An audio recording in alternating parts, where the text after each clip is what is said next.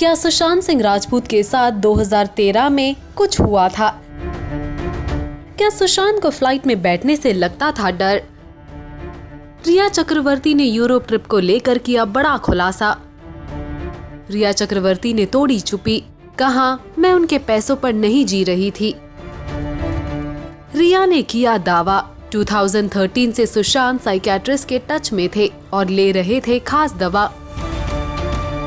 सुशांत सिंह राजपूत के निधन मामले में तमाम आरोप झेल रही रिया चक्रवर्ती ने पहली बार इस केस में चुप्पी तोड़ी है।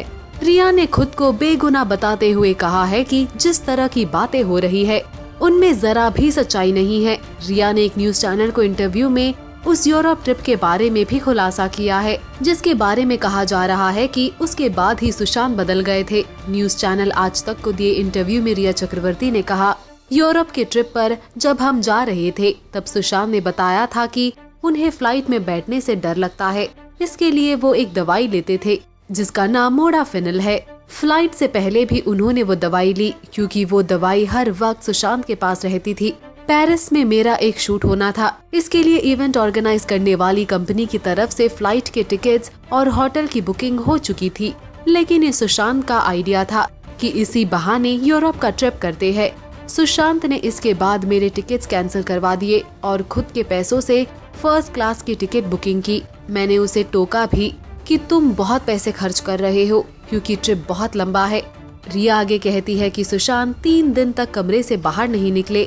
हम पेरिस में लैंड हुए, 3 दिन तक सुशांत कमरे से बाहर नहीं निकला। जाने से पहले वो काफी खुश थे, लेकिन पेरिस पहुंचने के बाद वो कमरे से नहीं निकले। स्विट्जरलैंड पहुंचने पर वो खुश थे। जब हम इटली पहुंचे तो हमारे होटल के कमरे में एक अलग तरह का स्ट्रक्चर था। सुशांत ने कहा कि यहाँ कुछ है, लेकिन मैंने कहा कि एक बुरा सपना हो सकता है।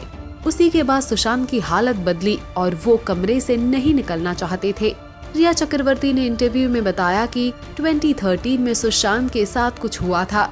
तब उनके साथ मानसिक तनाव जैसी चीजें शुरू हुई थी। उस दौरान वो मनोवैज्ञानिक से भी मिले थे। उन्होंने ही सुशांत को दवाई के बारे में बताया था। रिया के मुताबिक जब उन्होंने सुशांत से पूछा था कि क्या हो रहा है, तब सुशांत ने उन्हें 2013 के बाद की बातें बताई, लेकिन तब उन्हें डिप्रेशन भी फील होने लगा था। इसी वजह से यूरोप की ट्रिप का वक्त कम कर दिया गया था। रिया ने बताया कि सुशांत, उसने और भाई शोविक ने कंपनी में बराबर पैसे इन्वेस्ट किए थे। यूरोप ट्रिप पर शोविक को साथ ले जाने के सवाल पर रिया ने कहा, शोविक सुशांत में बॉन्डिंग थी। हम तीनों ने साथ में एक कंपनी बनाई थी जिसका नाम रियलिटिक्स था। ये सुशांत का ड्रीम प्रोजेक्ट था। इसमें मैं, मेरा भाई और सुशांत तीनों पार्टनर थे। इसके लिए तीनों को 33,000 रुपए देने थे। मेरे भाई के पैसे मैंने अपने खाते से दिए थे। सुशांत की फैमिली ने रिया पर आरोप लगाया है कि वो उनके पैसे खर्च कर रही थी। इस पर रिया ने इंटरव्यू में कहा, मैं सुशांत के पैसों पर नहीं जी रही थी। हम एक कपल की तरह रह रहे थे। सुशांत का लाइफस्टाइल बहुत खर्चीला था। मैं इससे बहुत चिंता में रहती थी। रिया ने बताया कि सुशांत ने कुछ समय पहले अपने लड़के दोस्तों के साथ भी एक ट्रिप की थी। वो लोग थाईलैंड गए थे। वहाँ सुशांत ने 70 लाख रुपए खर्च किए थे। चार्टर्ड प्लेन बुक किया था। वो इस तरह की लाइफ जीता था। वो किंग साइज लाइफ जीना पसंद करता था। ये पहली बार है जब रिया ने खुलकर अपनी बातें मीडिया के सामने रखी है। रिया की माने तो 2013 से ही सुशांत के साथ कुछ हुआ था। वो तनाव में थे। इन इंटरव्यू के जरिए रिया ने सुशांत की जिंदगी को लेकर कुछ बड़े खुलासे किए हैं, जिसकी जांच अब सीबीआई करेंगी।